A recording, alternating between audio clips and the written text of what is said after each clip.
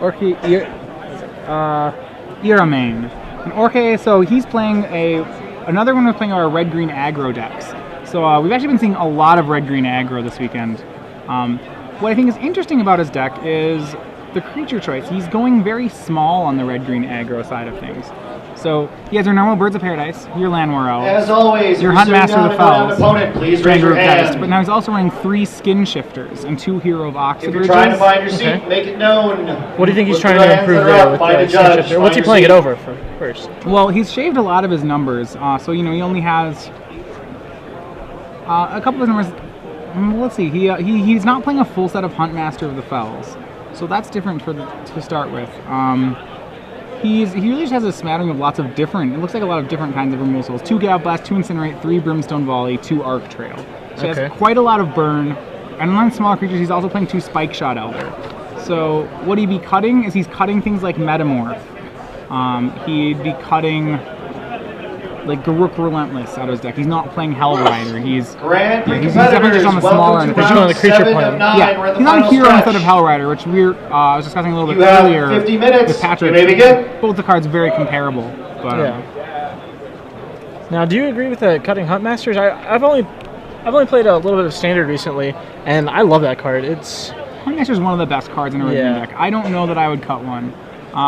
Certainly, if you're trying to, it's not as fast. It's very mid-range, which sometimes is a dangerous place to be when a metagame polarizes. So you get your very aggro decks, your very control decks, and Huntmaster's not great against either of them. He's very good against creature decks, but he's not great at attacking, and he can't beat a Titan either. So I was playing Pod last weekend at the SCG Invitational, and I had 3 Huntmasters. I originally had 4 Huntmasters in the deck, and I really wanted a Hellrider just so I could have that surprise burst damage of the extra 5 points.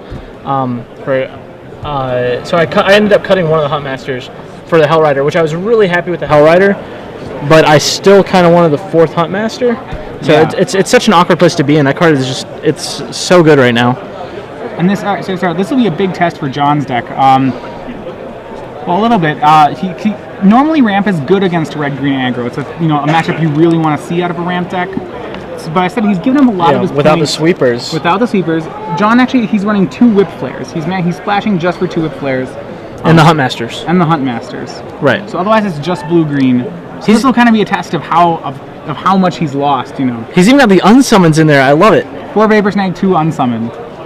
That's kind of his, I'll put it in quotes, that's his sweeper in this matchup. Alright, so Jorge. He does have 2 Blasphemous Act in the sideboard as well, so. Jorge starting on a Birds, turn 2. And he gets Geist out. Sorry, turn 3 Geist. It looks like he might be missing a land here. So Jorge's going to have to come out here pretty quick. If Titans start landing for John, the game will get really out of control for him. Not missing, so the cards he'll be looking for will be things like... is this turn 2 or is it... I believe this is turn 3. He ramped it. Because John ramped on turn 2. Okay, sure. Okay, that makes sense. Yeah, because there wasn't a turn 1 Birds. So yeah, sure. RK appears to be stuck a little bit on lands, which is going to be kind of troublesome for him. If John can just stick to his main game plan of making Titans, he should be able to be in pretty good control here. Now Ponder reveals land, a Huntmaster, and a blue card. Probably is a keep, unless I don't know what his land situation's at. John's obviously had a lot of practice with this deck, so I imagine he keeps it. Keeping the Huntmaster. And he also has it looks like he has a Whip Flare in his hand too. Is that Evolving Wilds? Yeah. Okay, that works out really well. Yeah, it's really great with Ponders, and then it turns Ponder pretty much, into a small tutor. Let's see if he draws a land. Nope, does not look like a land. So he's gonna have to keep pace. He does have another. So he's gonna bring the beats. He's gonna bring more Geists. To remember, so John has 1 Whip Flare, but that's not really going to... 1 Whip Flare is actually terrible, so he's going to need 2 of them. Or just a Frost Titan. If he can, next turn, if he can just land Titan, should be excellent as well. Does he have another land in his hand? Does John have another land? I couldn't really see. He flipped it a little too fast. Right. Gets a mountain in case he draws back-to-back Whip Flares. Yeah, well, even so, Huntmaster here should be fine if Yeah. he doesn't land a Titan. Huntmaster should buy him enough time to bring him to his late game. Now, do you agree with the Green Sun's anything for the Strangleroot Geist, or would you have tried to get some mana? Well, Jorge's got to keep increasing pressure. Remember, if John gets to a Titan, he doesn't really have any answers in main deck to it. Sure. So as long as his 4-drop is something that's good on the board right now, I would keep bringing in beats. Eventually, he'll have to draw. I mean, remember, Jorge's deck doesn't need to hit 4. Its only 4-drops are 2 Huntmaster, 2 Hero. He wants to get him low enough just to burn him out. Right. He does have Sure. 9 pieces of burn, so he definitely doesn't need to get very high on lands to be able to get him. But John comes out with the Primeval Titan. And that's going to be hard for Jorge's, and probably have to just swing through it.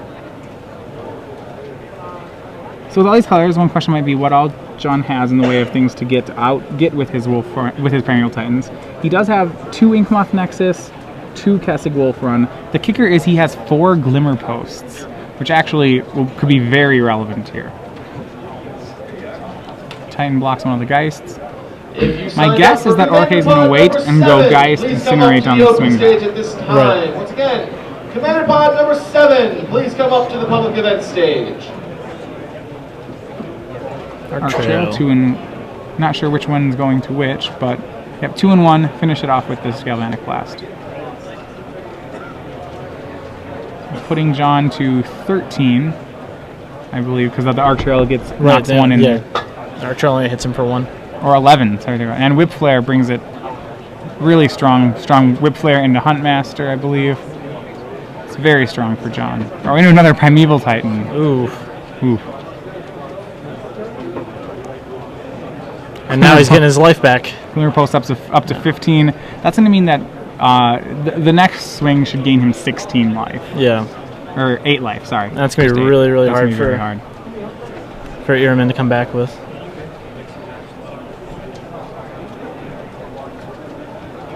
So I think one of the things, these sort of decks, the rise of these different kind of ramp decks really has, I think, is a testament to Primeval Titan. Yeah. You know, a lot of times when we first saw Primeval Titan, we saw it almost exclusively with Valakut because it was the best thing you could be doing with it. And a lot of people were wondering when Valakut left what we'd be able to do with Primeval Titan. And I think really, you know, it seems like regardless of the format, Primeval Titan is going to be excellent. Sure. I mean, even then it was fetching out Eldrazi's. Sure, it could get, It could be getting Eldorazzi's, it could be getting Valakuts. There was always getting some. It seems like there's always something of value for it being. The effect is just too powerful. Whenever I first started playing Magic, a friend of mine who was actually pretty decent at the time, he would always tell me, like, when a new format would come out, he'd be building a deck, and he's like, worst case scenario, I'm just going to play big creatures fast. Yeah. That's all you get. It's a time-tried strategy of mana creatures and big creatures. Yeah. And that's, I guess, Primeval Titan just the best case scenario for that one. 2 Huntmasters. We'll put him at 27, double wolves. I'm just... Uh-oh. Oh my. John just laying Come on, the Iramain, draw threat. Wrath of God. No. Nope, he hasn't incinerate, but that... It's his tanks on the board. Well, I think we're about to go to game 2 counting here. damage. Yeah, probably. Let's think. How can we get out of this? Remember, both players here at 6-0. So the winner of this will be a lock for day 2. Yeah. Will be a lock for day 2. 7th win gets you to day 2. And yeah, John Kassari definitely wins that one in short order. Let's see what they bring in here. We got John's deck has Dungeon Geist on the sideboard, which seems pretty decent. Blue Sun's, that's interesting. I like that one. Mostly for control. Yeah, he's not gonna bring that. Just like it was an interesting card to see in the sideboard. Yeah, this is the kind of matchup that John really wants. So he could trade his Solums for Dungeon Geists if he wanted, but at the same time, there's not that much outside of Strangleroot Geist. There's not too much for him to Dungeon Geists. He doesn't want. I mean, the mid-range threat is fine. It's better as probably a large threat. There's a couple things. You might cut 2 unsummons or 2 Dungeon Geists looking for a more permanent answer. Sure. He could play Blasphemous Act as well, just to actually if he wants a hard sweeper, though the red-green deck doesn't really commit usually that many creatures to the board. I think it's more for token-style decks. Largely, John will stick with his main deck, I imagine. Okay, and then in the sideboard of Iramain's deck, we have active aggression. Seems pretty. 3 decent active here. aggression and 1 acidic slime are probably all going to come in. He actually has excellent plays. He also has 2 mana barbs against John. If that was John, the one thing you don't really know about John's rug deck is that it actually doesn't play any counter spells in it, despite the fact that it's blue-green. So he doesn't really have. He has 2 naturalize in his board, which if he's really scared of a mana barbs, he might bring in. His deck has a very hard time winning through mana barbs. So that actually to me seems like a pretty good of a trump card for Jorge coming out of the board. He's gonna have to draw it. He has 2 though. Outside of that, I don't see too much. He could play Garruk Primal Hunter, but once again, that card is still trumped by a Titan. I do think things like Galvanic Blast, Arc Trail, Spike Shot Elder will probably see all of those leave. I guess he's not really hoping to live the dream of just killing some mana dorks with Arc Trail in this situation. He might keep them in just out of the. I mean, there aren't mana creatures in John's deck, but he might keep them in just because they are 2 damage. So if he's looking for things to remove, You're right. I was completely looking at the wrong list there. that's fine. If he doesn't have mana creatures to kill, but it still does 2 damage, and the incidental 1 can add up. So he might actually still make the play. There are Snapcasters in John's deck, but he hasn't seen any yet, so he doesn't know that. Right, and he's obviously not leaving them just for that. Yeah.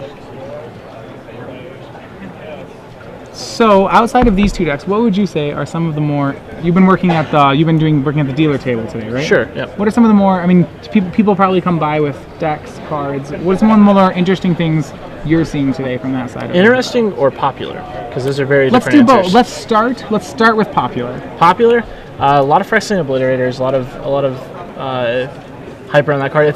People just don't want to sell that card, Okay. and we sell a lot of them. Sword of War and Peace, obviously, it's always just gone. Those are always really good. So you've been selling a lot of obliterators, or? I mean, we haven't had a lot to sell, but for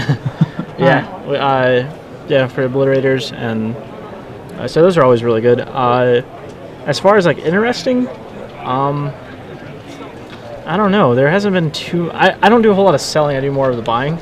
Okay. I generally only sell whenever I'm like covering a break. Sure. So I haven't seen a whole lot of that stuff. I bought a mono white deck today that looked mediocre. Obviously didn't do very well because he sold the deck. Okay. But so. All right. No, that's excellent. Yeah. How much pod have we seen? I really like pod right now. We had a pod. We've seen a pod deck. Brian Kibler is piloting. He's right now X1. He lost his last round. Yeah, I was talking to him about it. He's piloting essentially a red-green aggro deck with pod in it. Right. As a 2-of pod, we were talking about it's not the centerpiece of the deck, but a good value play in the deck. Right. We actually have seen red-green has been very, very popular today. We've seen it in each of our feature matches in some form. And that's not just, that's been indicative of the top tables. That's been really popular. The pod build is interesting. It's a Naya pod build. It's very similar still to red green strategy. Jorge on the play is going to 6. Probably looking for something fast. He's going to need something fast, but not in that hand. He can't afford to let John stabilize Right. with any sort of Players, if Titan. you'd like to pre-register Well, the biggest fear is that John will make a turn 4 Titan. Open. And so the You may means do he has so to at the help events get around area. that, Come see me. Strangle You Root can guys, Head start, entry fee is $30 and not standing Hero in of line Oxid all day Ridge. tomorrow morning. mana barbs. Standard open pre-registration. He wants to get himself in a situation where 1 active aggression will win the game. Yes. That seems like a pretty good plan.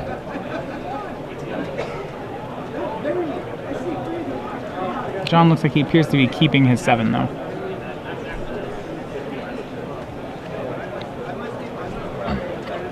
Alright, and we start. Copperline Gorge, go. No mana accelerant. So hopefully you'll have a turn 2 Strangleroot here or some way to put pressure on. And he does not. Uh-oh. Great news for John. Yeah, I guess he just didn't want to go to 5. Well, yeah, I mean, if you have lands and spells, at some point you have to keep. His deck is so heavy on early drops that makes me wonder. You have to ask what he is keeping, and really how you have to make sure that what you're keeping has a plan to get there. Perhaps he has a mana barbs that would incentivize me to keep this sort of hand even on a 6. Sure. Does he have any 3-drops that are relevant to play He here? has Daybreak Ranger at 3. Your best 3-drop is Zenithing for a Strangleroot, guys, probably. Okay. And Skin Shifter. All right. Which actually is a pretty decent clock. It turns into a 4. In this matchup, it was almost exclusively a 4/4. Gain some life. Yep, and Huntmaster. Huntmaster is bad, which is... Yeah, and John also, as we see in his hand, does have a Primeval Titan. He's a little, having some his mana's not less than pristine right now, so should probably still be fine. So John's gonna have to answer the Huntmaster. Sword. It's And not a just bad passes one. the turn. But remember, Huntmaster, unlike in some matchups, in a mirror matchup, this would be a problem because Sword will eventually can trump the Huntmaster. Pass the turn to flip the Ravager. Yep, flip it to Ravager of the Force him Fells. to pump. Pump during the good part is it forces him to pump during his own turn. Correct. $10 draft number 21 and Commander Pod number 8. Please. And he does have, draws an Ancient Grudge, which is pretty good here, provided he can deal with the Ravager of the Fells. Grudge is good in that it gets rid of the Sphere of the Suns. Oh, Ooh, back to the that's hand. just backbreaking. Yep. And a lot of ways why I really like John's Will is Vapor Snag. Vapor Snag is not very far away from a removal spell. When your deck is so tight or so fast, as in you just resolving threats like Titans. Yeah. You know, they've essentially It's Time Walk. Jorge won't have a chance to replay the Skin Shifter before while it's still relevant, and because of that, that was almost a Swords to Plowshares there. Yeah. Well, I mean, actually, it Better. gained him. It made him lose a life instead of gaining him. Like, yeah. it's really a good spell. And John's end step, fetch for a mountain, makes me fear that, yep, land. And right off the top. It's gonna, and he's got a Primeval Titan, and that's probably going to be... That's going to get him, I think. Question is, is he saying go? I guess he just didn't want to discard the card and take a little bit of damage right here. I mean, times like this where... What card? Say what? So he didn't cast, he opted not to cast a Titan there? Yeah, he's got the Snapcaster. Okay, so he's just going to Snapcast. Yeah. If he casts Titan there, he just pitches a card, lets him take an extra turn. Is that a Feast and Famine? Yeah. Oh, I thought it was a War Piece. Okay, Oh, that's much better. Okay, yeah.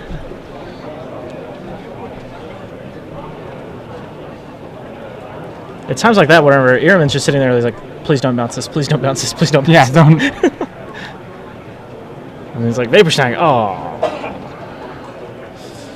And Jorge. I mean, John not needing really to cast a Titan this game, actually. Should just be able to win off the Ravager. Iramain's just taking him, and his best play right here looks like Skin Shifter, right? And or the Land War Elves. Land War Elves might give him more options next turn. He has to think, what are his ways of actually dealing with this, with just the board as is? He chooses to go with Skin Shifter.